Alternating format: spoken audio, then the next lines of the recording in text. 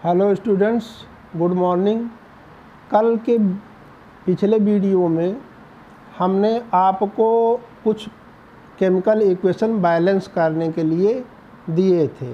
आज उन chemical reaction को बैलेंस करने का तरीका भी हम आप लोगों को समझा देते हैं। और उसमें कुछ स्टूडेंट पूछे हैं रिएक्टेंट क्या है, प्रोडक्ट क्या है, तो इसी इक्वेशन में ही रिएक्टेंट प्रोडक्ट भी आपको बता देते हैं। ठीक है, जैसे हमने आपके लिए दिया था natural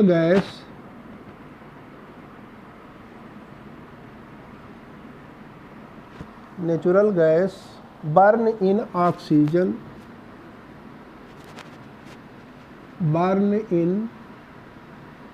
oxygen to produce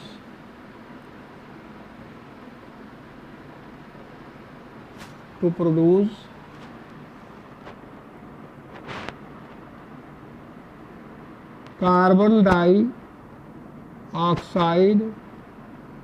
and water vapor दिए हो या वाटर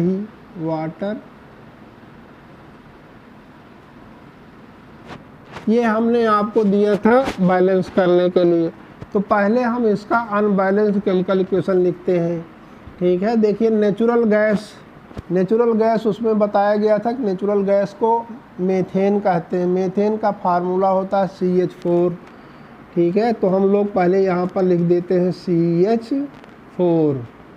ठीक है, बर्न इन ऑक्सीजन का मतलब बर्निंग एक रिएक्शन है। ठीक है, तो हम लोग इसमें प्लस O2 लगा देते हैं। ठीक है, फिर एरो साइन लगाएंगे। टू प्रोड्यूस का मतलब जो बन रहा है, अब उसको लिखना है तो जो बनता है उसको एरो साइन के राइट साइड में लिखते हैं। यहाँ पर बन रहा है CO2 और H2O, ये बन रहा है। ठीक है, अब इसमें जो कुछ क्वेश्चन कुछ पूछे थे कुछ बच्चे के, रिएक्टेंट किसको कहते हैं।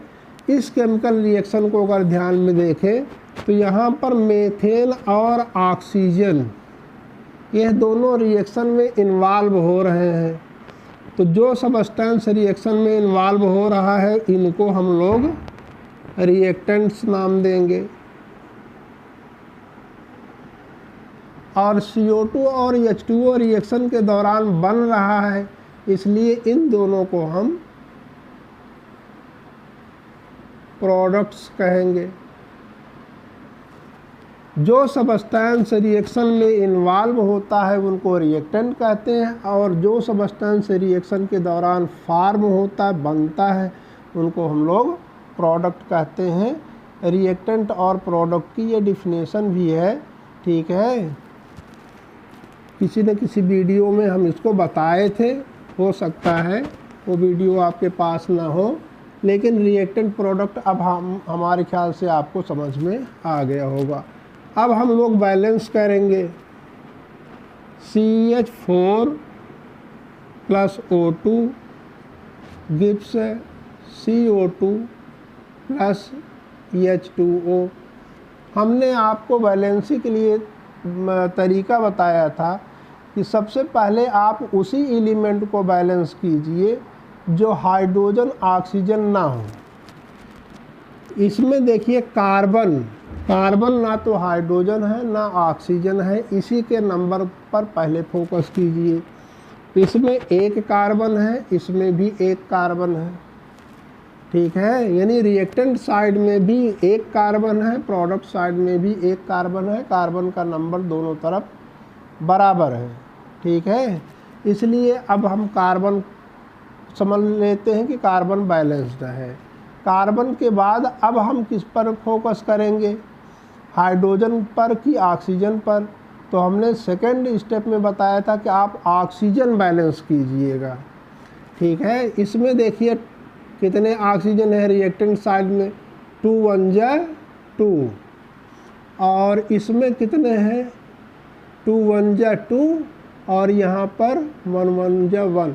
2 ऑक्सीजन यहाँ पर है, 1 ऑक्सीजन यहाँ पर है, यानी कुल मिला करके 2 और 1 यहाँ पर 3 ऑक्सीजन है। अब हम लोग ऐसा कुछ करें कि यहाँ का ऑक्सीजन और यहाँ का ऑक्सीजन बराबर हो जाए। इधर ऑक्सीजन कम है, ठीक है, इधर ऑक्सीजन कम है, तो इधर अगर हम लोग मान लीजिए 2 से मल्टीप्लाई कर देते हैं तो 2 2 जा 4 ऑक्सीजन हो जाएगा, ठीक है। यहाँ पर ऑक्सीजन अब हो गया 4 और यहाँ पर ऑक्सीजन हो गया 2 और 1 3। अब इसको भी 4 करना है तो 2 ऑक्सीजन यहाँ पर है, यहाँ पर भी 2 ऑक्सीजन हो जाता तो 2 और 2 4 हो जाता, ठीक है।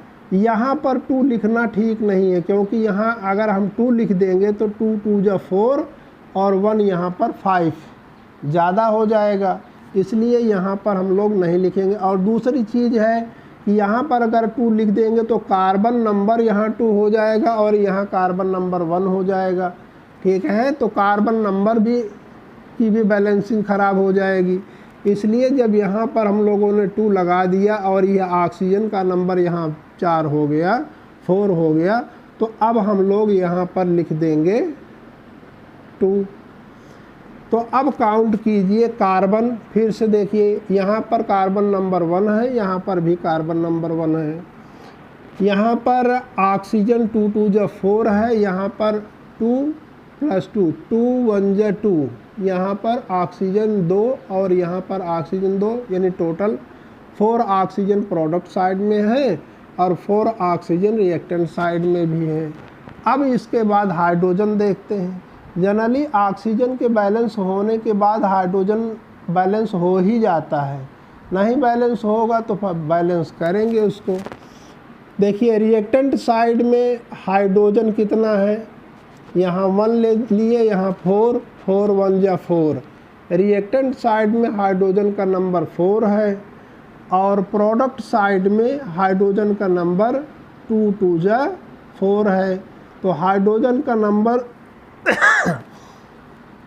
प्रोडक्ट साइड में जितना है उतना ही रिएक्टेंट साइड में है, तो इसका मतलब अब यह आपका हो गया balanced chemical equation.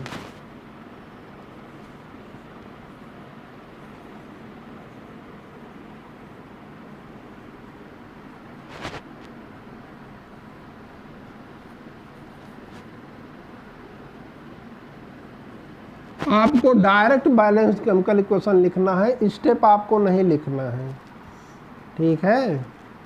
Balanced chemical equation इसमें जिसमें कि नेचुरल गैस ऑक्सीजन में बर्न होती है, CO2 और वाटर वेपर प्रोड्यूस होता है, उसका बैलेंस्ड केमिकल इक्वेशन यही है, ये आप लिख देंगे, ठीक है।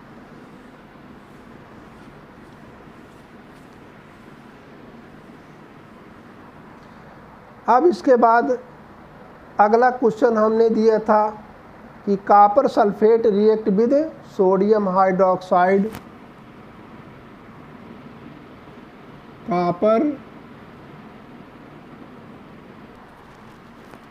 कॉपर सल्फेट रिएक्ट विद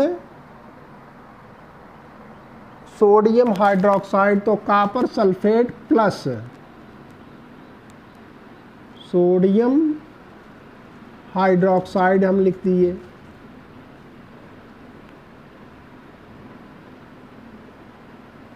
ये रिएक्टेंट हो गया। गिब्स जो प्रोडक्ट है, क्या प्रोडक्ट है, कॉपर हाइड्रोक्साइड और सोडियम सल्फेट, या लिख सकते हैं सोडियम सल्फेट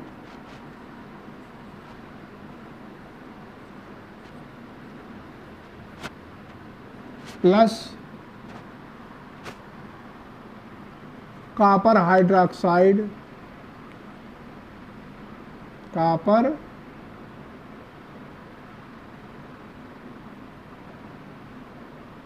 हाइड्रोक्साइड, ठीक है।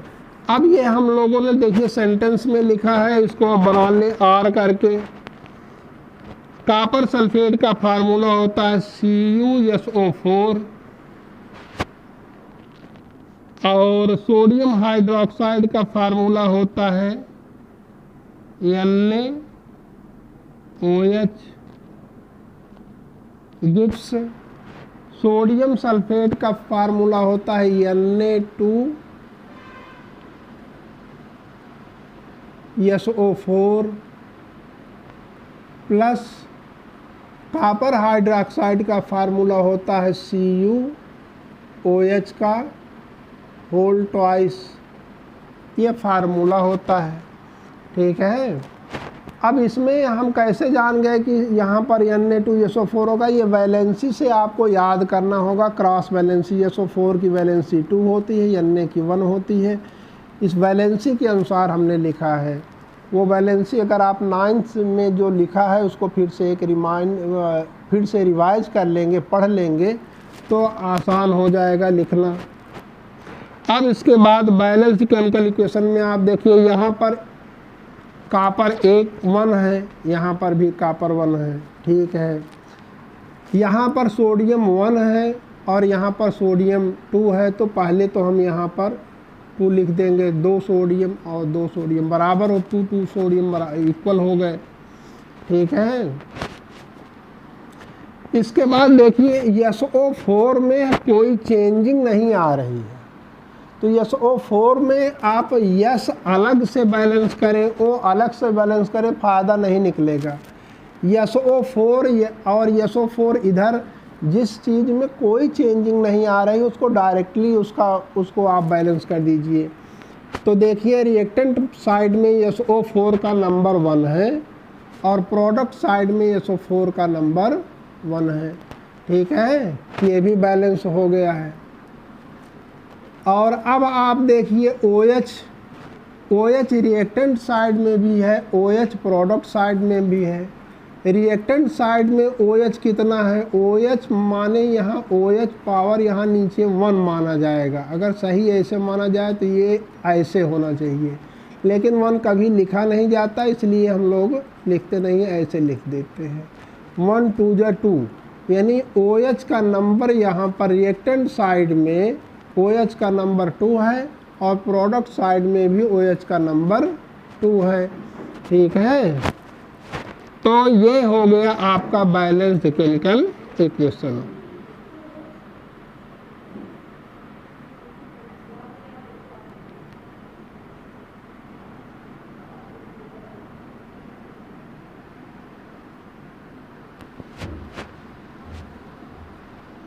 इक्वेशन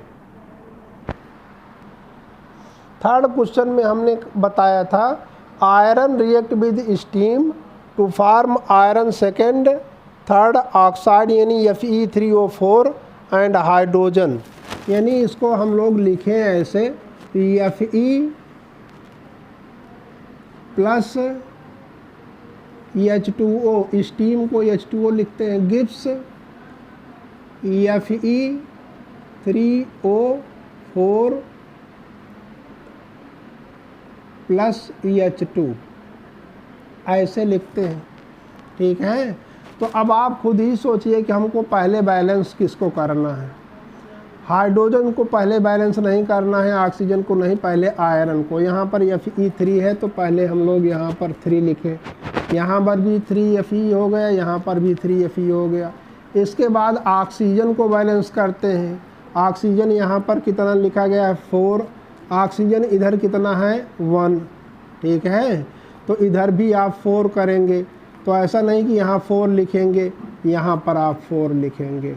4 या 4 ऑक्सीजन इधर भी हो गया, 4 ऑक्सीजन इधर भी हो गया। अब हाइड्रोजन देखेंगे, यहाँ पर 2 4 जा 8, हाइड्रोजन यहाँ पर 8 है, यहाँ पर 2 लिखा दिखाई दे रहा, तो यहाँ पर हम 4 लिख देते हैं। तो 4 2 जा 8, हाइड्रोजन भी 8 हो गया। अब देखिए ये पूरा बैलेंस्ड केमिकल इक्वेशन हो गया।